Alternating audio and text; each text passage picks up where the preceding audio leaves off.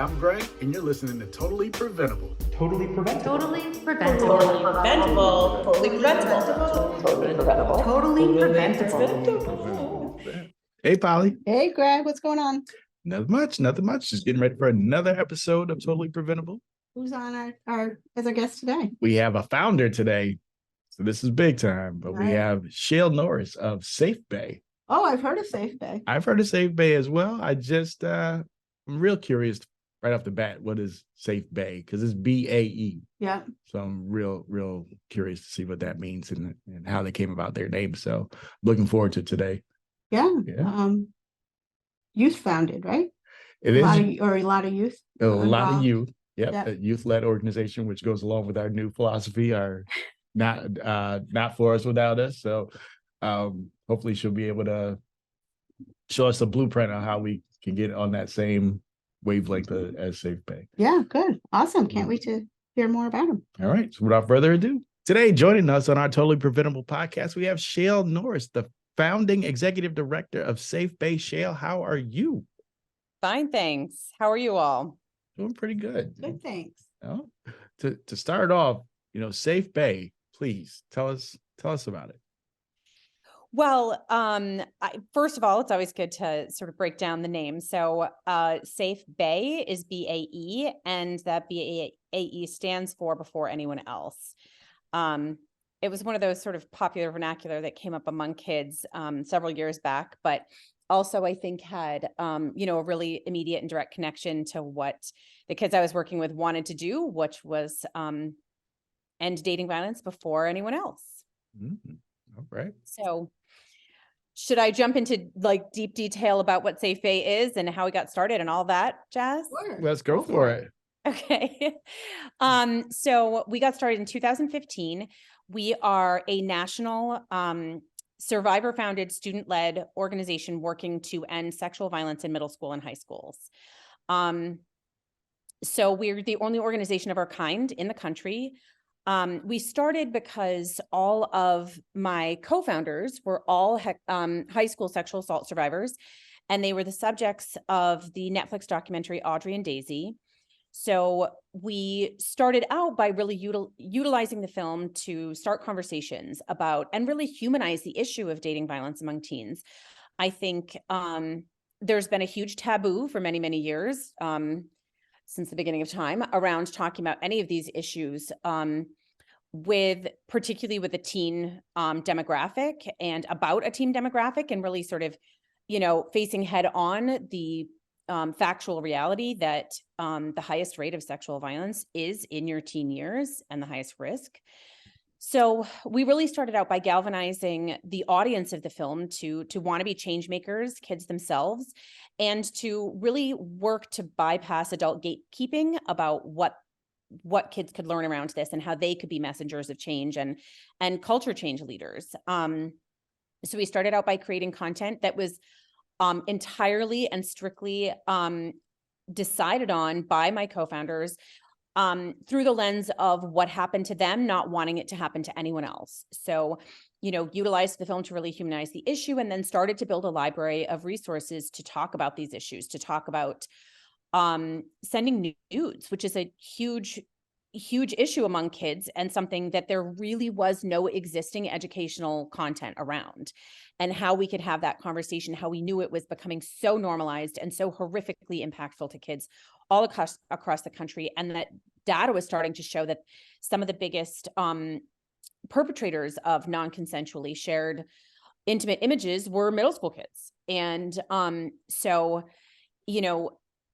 without any opposing messaging, right? If it's normalized in the culture that's all around you, without any educational opposing messaging, you're going to think that that's something normal, and think that the sending of those images and the ultimate harassment or disdain from your peers was normal, but but obviously nevertheless still drastically impactful to kids. So that's just one example of one of the short format video content that we create around different topics. But really set out to make, again, that library of materials to help kids be leaders, be change makers, and not wait for the education to come in school. We knew that curriculum change is a really huge lift. It moves at a glacial pace. There's a ton of adult gatekeeping, and is very, very hard to get done. So we started with really saying, like, can kids host school clubs around this issue, or integrate our club messaging and resources into an existing club if they're going to get resistance in starting a new club.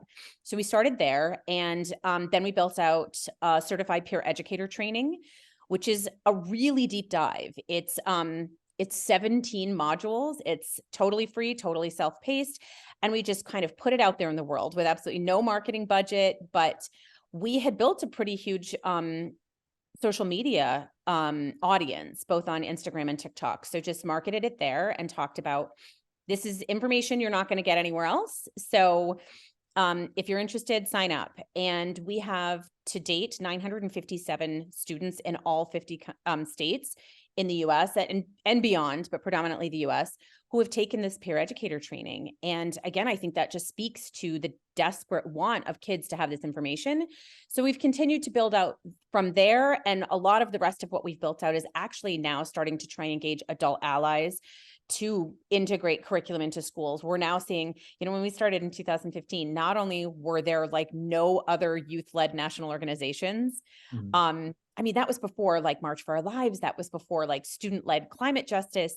It was before a lot of that. So not only are we seeing like a real shift in the culture to empowering young people and their leadership, and channeling their activism into positive resources, but we're also seeing a huge post-Me Too shift in the culture where schools are starting to say, like, okay, I guess we have to talk about these issues. We're not happy about it. We weren't raised and taught any of this when we were growing up, but okay, we got to start somewhere, because kids were starting to protest in a myriad of different ways. So I think we have an entirely different culture than we started out with in 2015. And so we really started to build out some of that content to engage adult allies, because there does need to be so much adult support to integrate programmatic work into schools. But also, if we teach kids how to report and what their rights are and what consent is, and they go to report a sexual assault at school, 90% of the time, if not higher, they're met with a total lack of understanding about consent from the adult administrators that they're dealing with,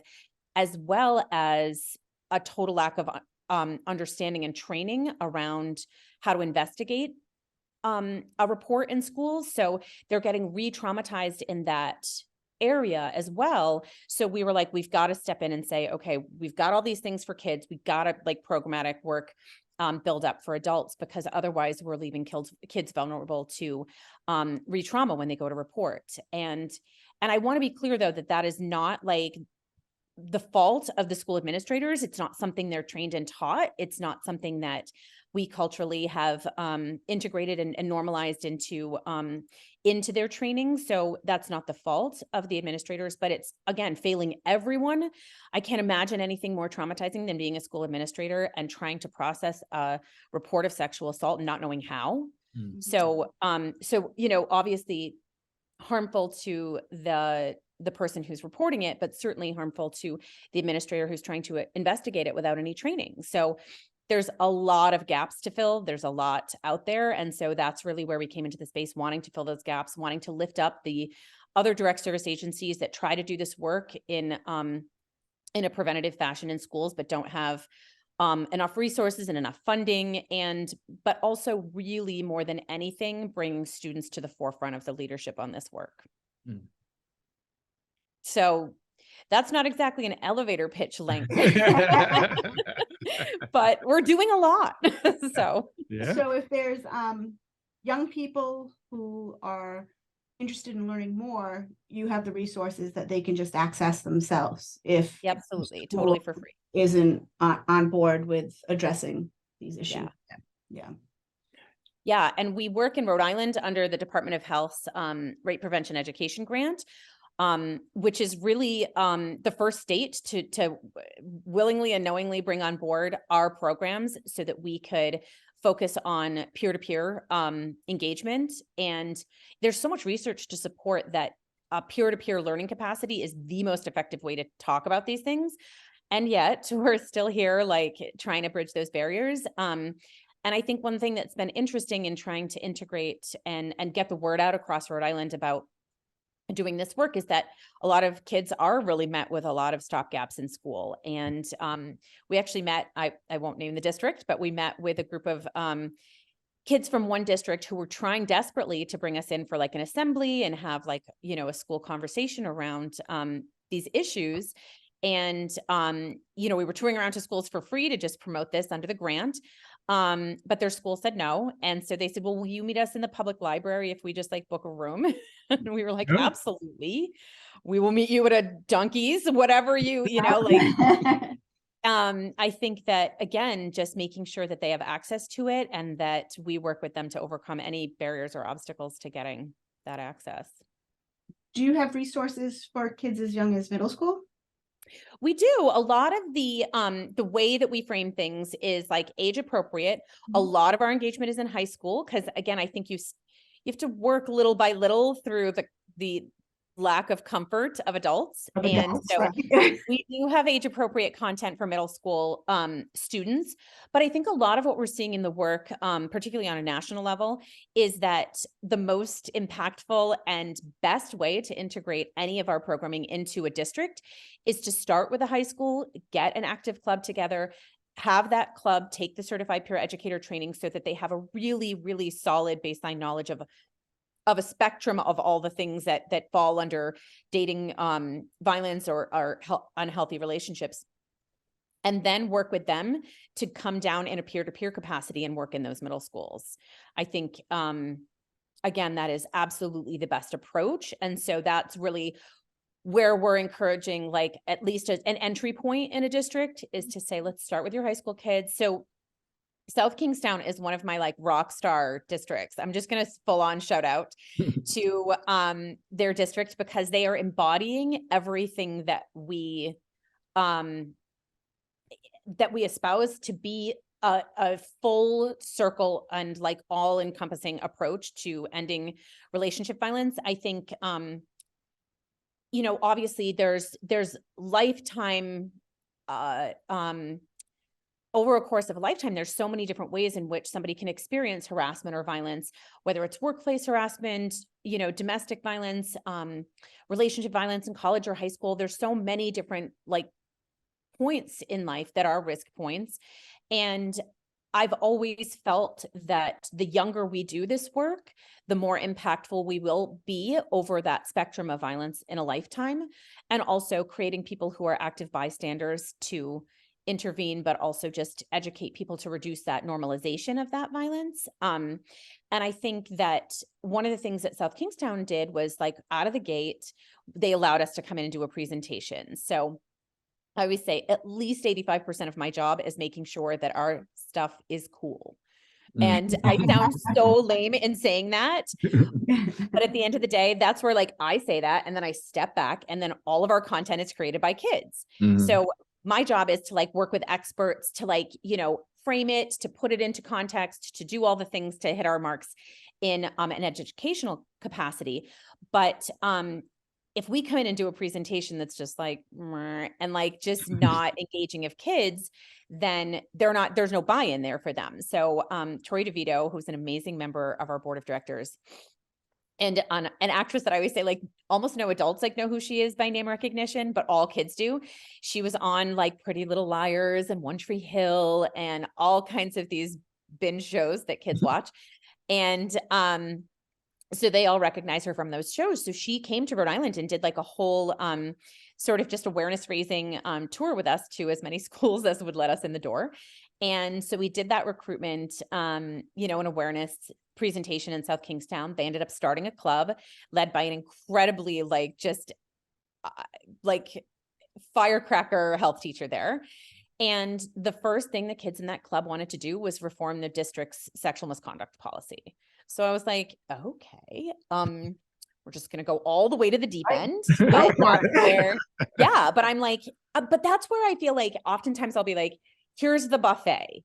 You start wherever you want. You have apps, you have go all the way to dessert. Like, But if you like want to pick and choose where you are and like what fits and also what in response to what's going on in your district or what you've experienced or a friend has experienced, then you're going to find that entry point wherever fits you best.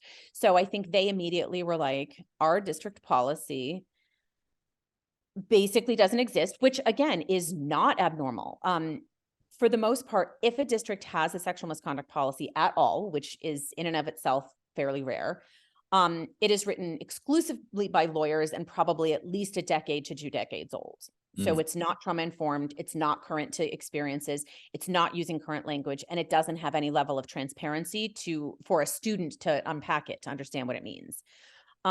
So, and again, that's no discredit to lawyers. Their job is to write a policy that helps the school reduce the chance of litigation. But at the end of the day, when you're talking about a sexual misconduct policy, you need something that is deeply trauma informed and helps guide everyone in the district to healing resources. And so without that, any policy is going to fall very, very shy. And so we created a sexual misconduct policy reform guide, and they used that guide, and they just showed up at a school board meeting, this group of kids, the SafeBae club at the school. And I wish they videotaped it. They were like, wait, the kids are here and they want to do what? Okay. But to their credit, they worked with them to start to work on that policy. And the kids since then have done everything from go down to like a club fair at the middle school and promote SafeBae and do consent activities and exercises with them. They actually have been working on going to middle schools to, like, I guess high school students can go down and do like a reading hour at the elementary schools in the district. And they were like, we want to sign up to do that reading hour, but we want to bring like age appropriate consent education books. Right. So like elementary school, that would be like body autonomy and just boundaries and things like that. And so that was another piece of what they did as peer educators. And then they even went and, was it last weekend? I've lost track of the days. Last weekend or the weekend before, they went and partnered with the iStand club at URI and sponsored a girls basketball game with all kinds of information and like announcements and stuff throughout the night at the basketball game in partnership with the sexual assault prevention club that at the college. So that is like a really full spectrum of like absolutely core level work that without one piece of that would fall shy, right? Like I think a lot of what we've seen historically in prevention education is maybe a district is letting a local direct service agency come in with whatever access to content and resources they have or have created, which is usually they're just trying to source stuff off the internet. They have a little bit of funding to go off and do one presentation in like one health class for, 20 kids once a year or something like that, right? It's very, very minimal. And we know that the data just shows and does not support that as an actual change mechanism. It really does not move the needle at all in kids understanding any of the issues that they need to. So trying to work in a myriad of different ways to engage students as change makers, engage the district in integrating that into curriculum, engage the district in policy reform, engage the district in faculty and staff development days, helping them understand Title IX compliance and the legal obligations that they have to students. Is without any one of those things, we're not going to really like lift up. And so I think what we're looking at is really taking these pilot schools that have been doing this work and over the years, like see, like, where is the impact? What is the feedback we're getting from students? What's the feedback we're getting from parents, faculty, and staff about harm reduction and overall, I think, general sense of safety in school, as well as like their sense of access to leadership and empowerment. So I think it's a very, very different approach than has been done before. And I also can't say enough that we take a mental health approach to this issue.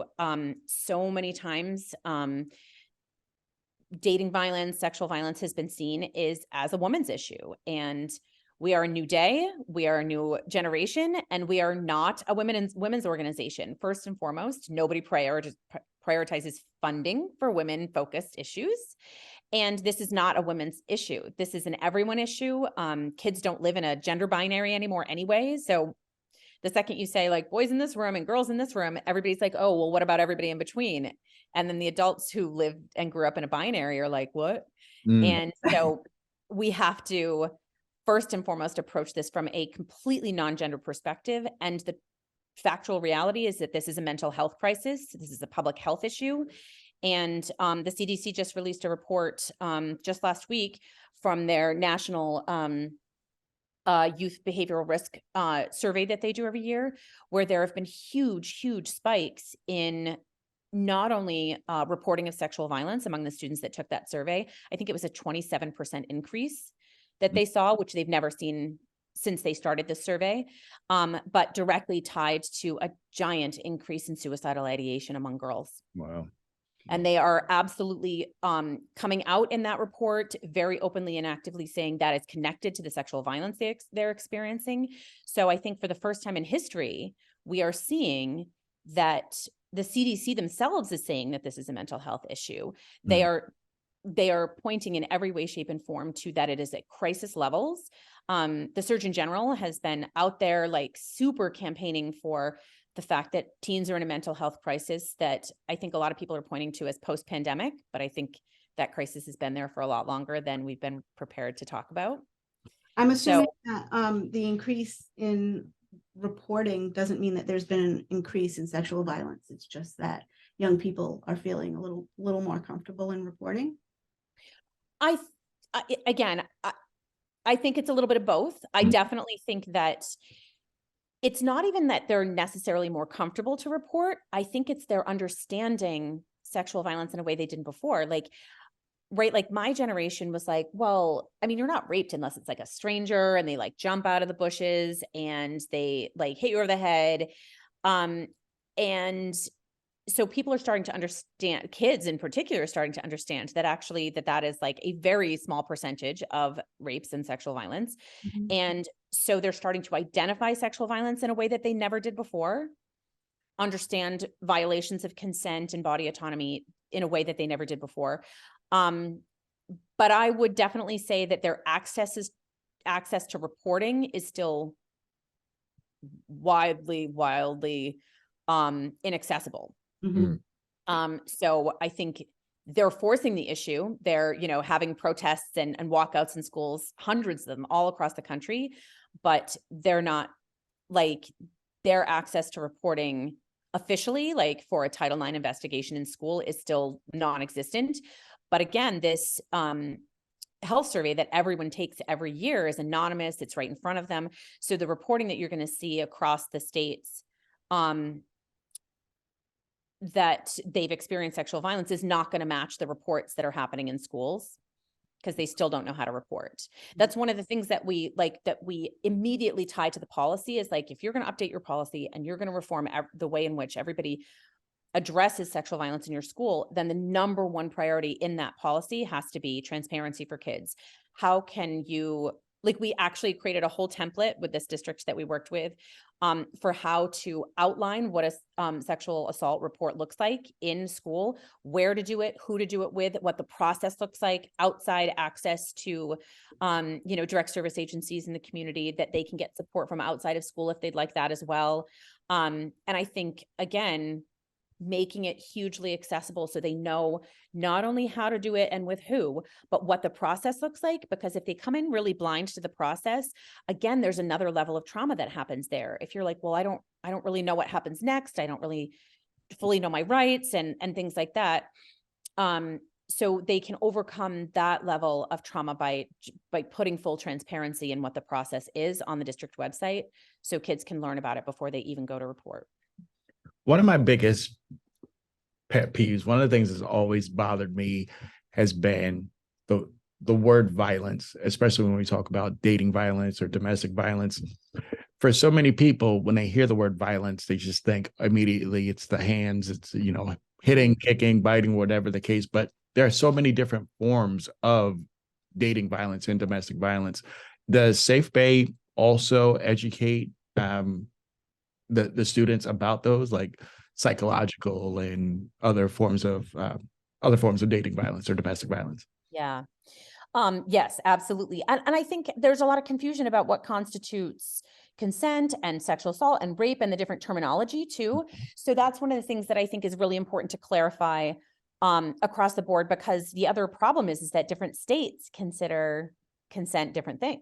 Like legally, if you're talking about a legal bar, we're not talking about a legal bar. We're talking about the bar. We're talking about the ethical and moral bar. And so what we do is in a myriad of different ways, we'll talk about what rape culture is and how that propagates and normalizes degrading language and things like that. And all of that contributes to overall unhealthy relationships, toxic masculinity, et cetera.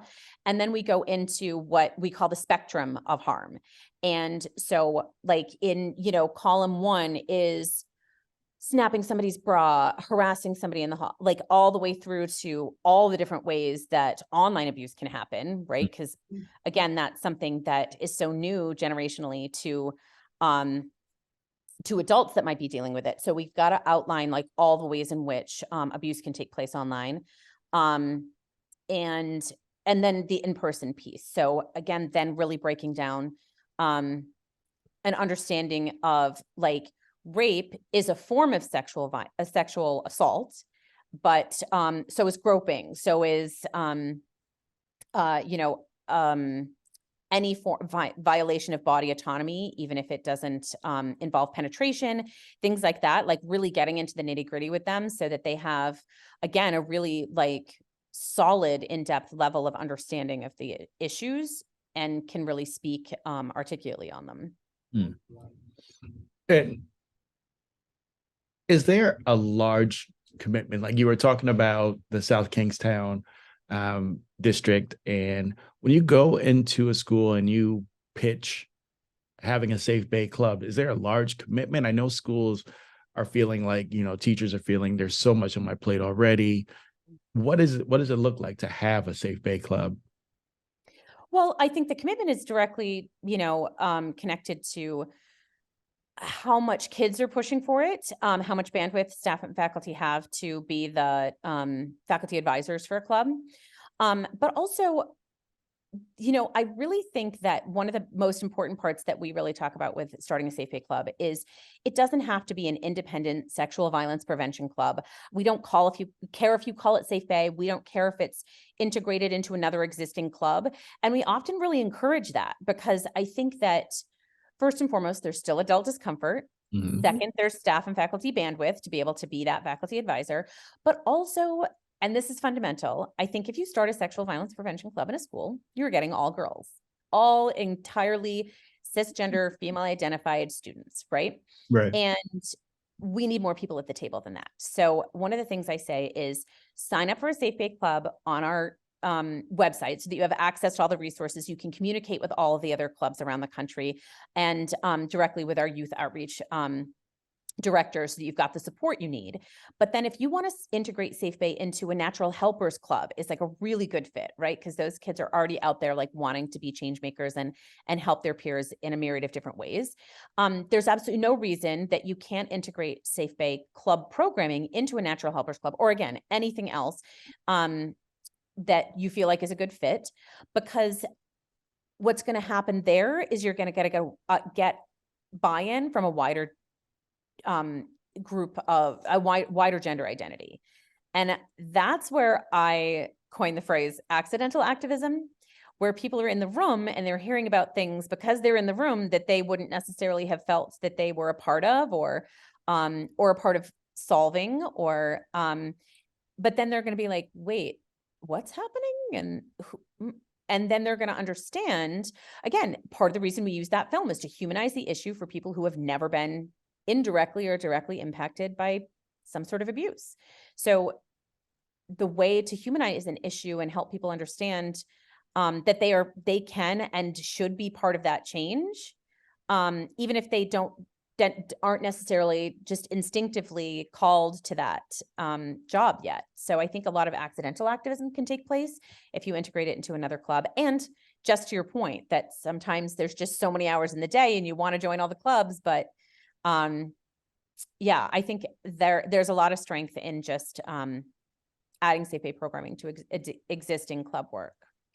Does SafeBae offer any help for,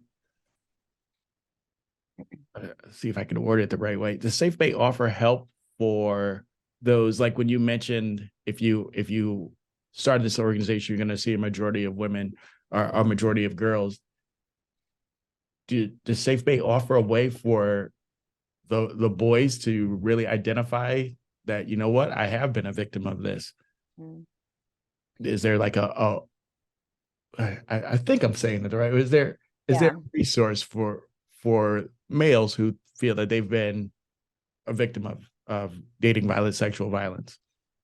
Absolutely. And again, I think it's about creating safe space so that anybody who identifies that maybe something did, like, it's not like anybody, willingly and actively really comes to that realization. There's like, it's such a normal brain response to reject the idea that you're a victim of some kind. And so I think everybody experiences that, regardless of then you add cultural pressure or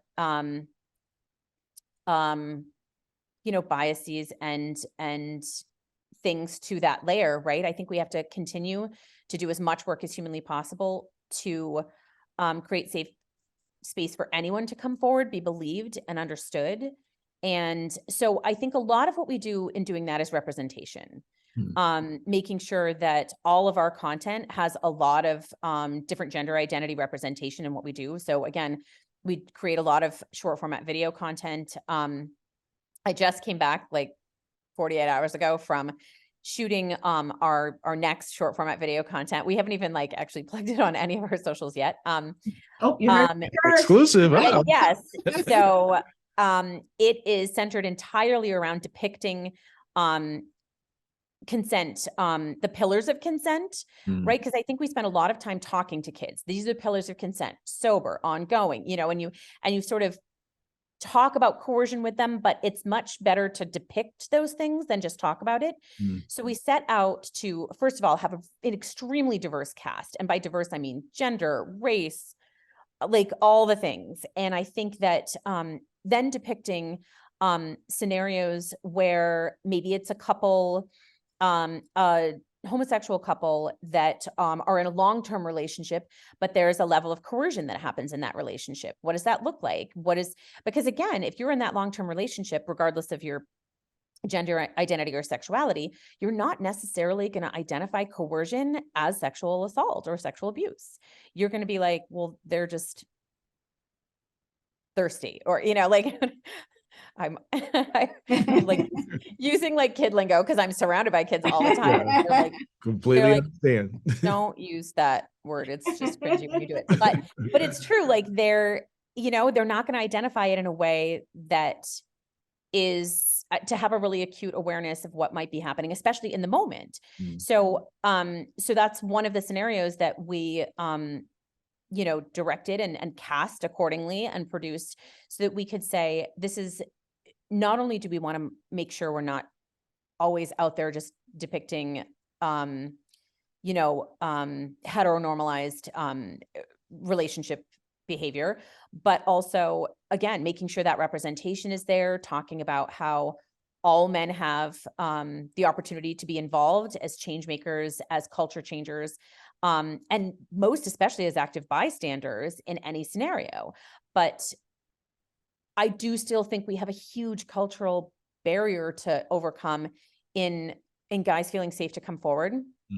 What's interesting is that, and I go to a lot of conferences and schools and places and talk to a lot of parents and teachers too, and it's the moms that come up to tell me that their sons have been sexually assaulted. It's not their sons. They're not going to come up to me and talk to me. I think oftentimes when you're disclosing, you're going to disclose to somebody who mirrors you, who you feel comfortable with because you can see yourself in them. And so it's the moms that come up to me and they're like, my heterosexual junior high school boy was at a party and got cornered, and he has no idea what to do with that. He has no idea how to process it. He's afraid that if he says anything that this girl is going to come out as and tell everybody he's gay. So then you're adding a whole other layer of like, Mhm. you know, shame and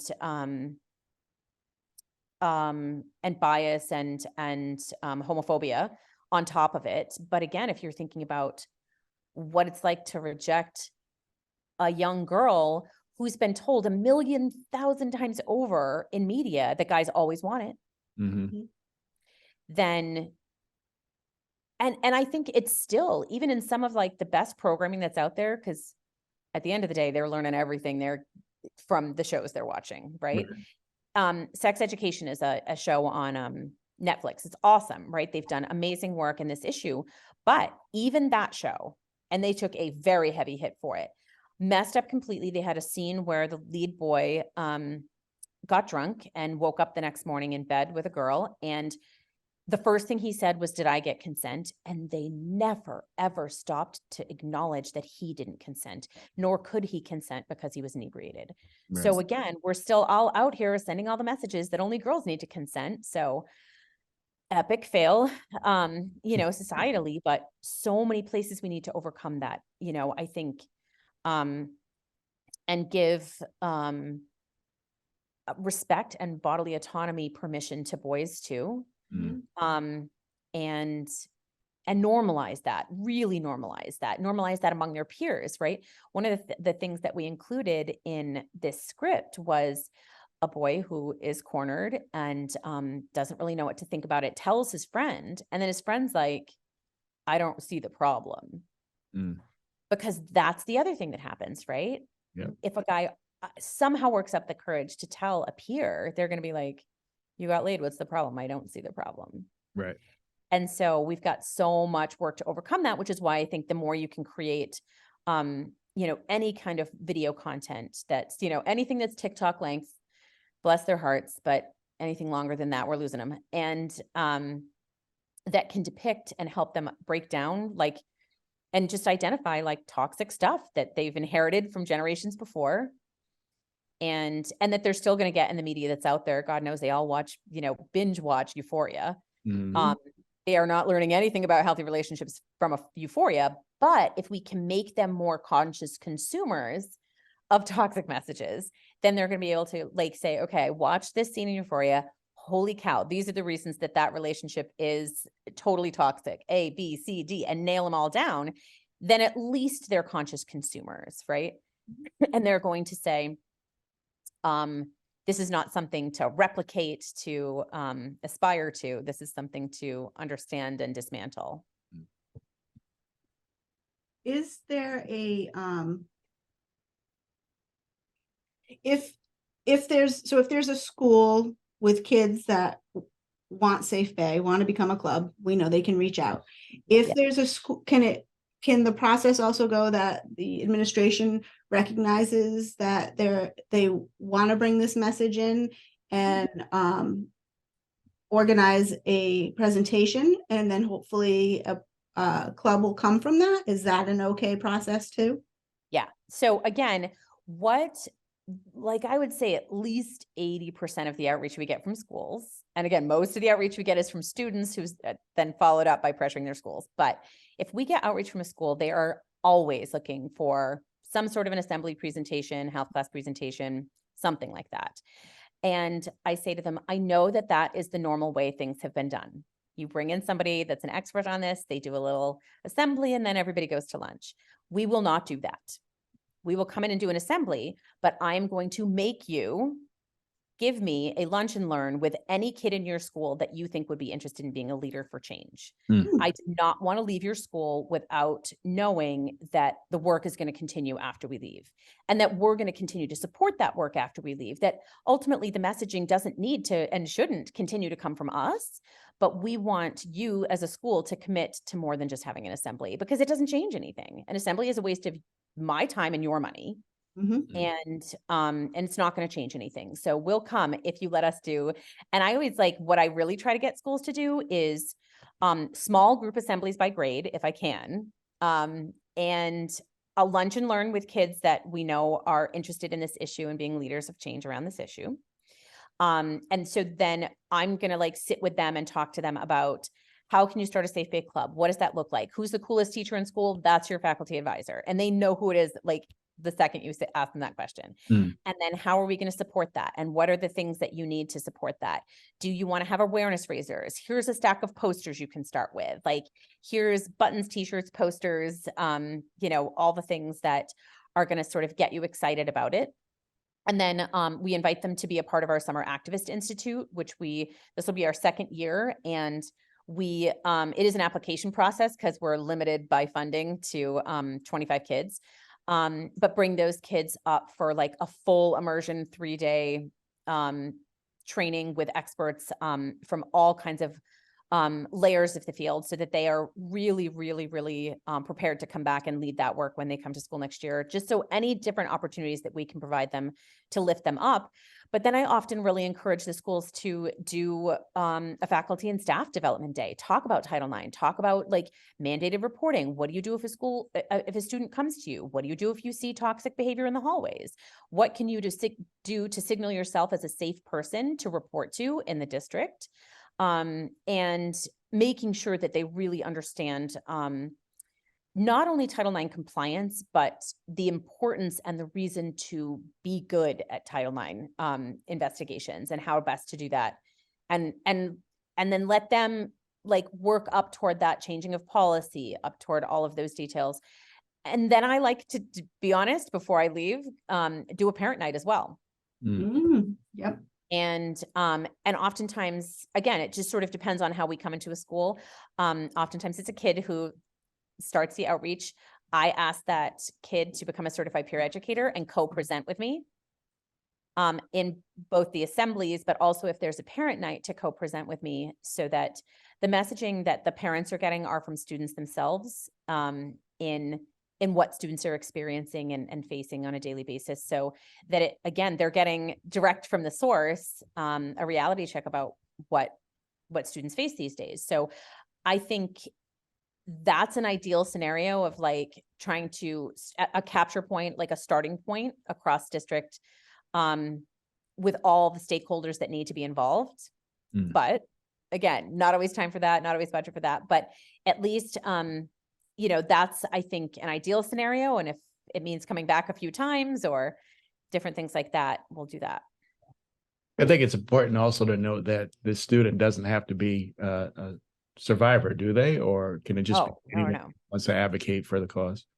Yeah. And I have to say, you know, so many people like, I myself am not a survivor. I've been doing various forms of anti-violence work for 26 years now.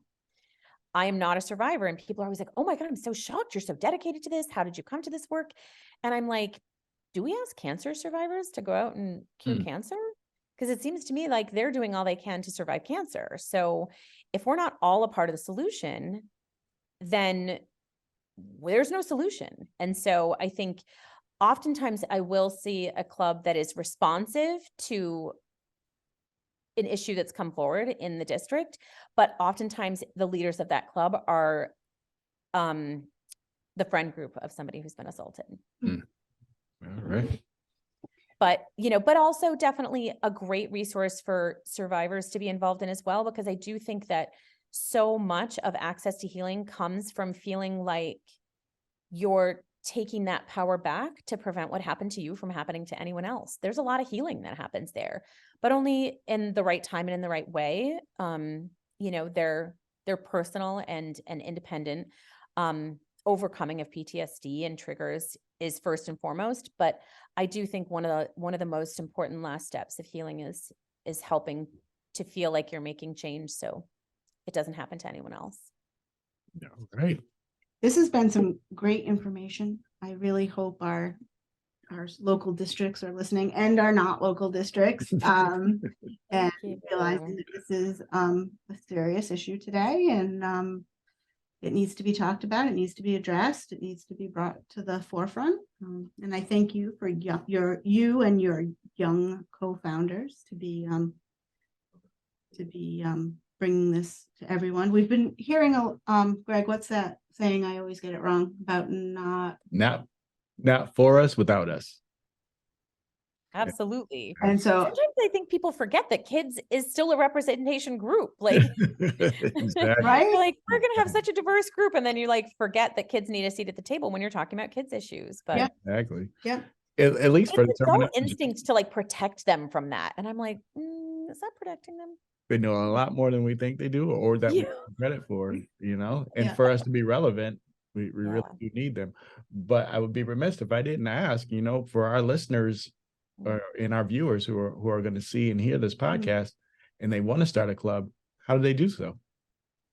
So on our website, safebae.org, there's a Get Involved tab at the very top. And then once they click down into that, there's like a drop down of all the ways they can get involved, and start a club is there, become a certified peer educator is there. There's all the stuff. And then the other button that if there's like an adult ally, school administrator that wants to look into our programming for schools, that's another tab that's called 360 Schools. And so they will have access to all the resources and things we offer schools as well. So sort of two different entry points, but trying to capture both audiences.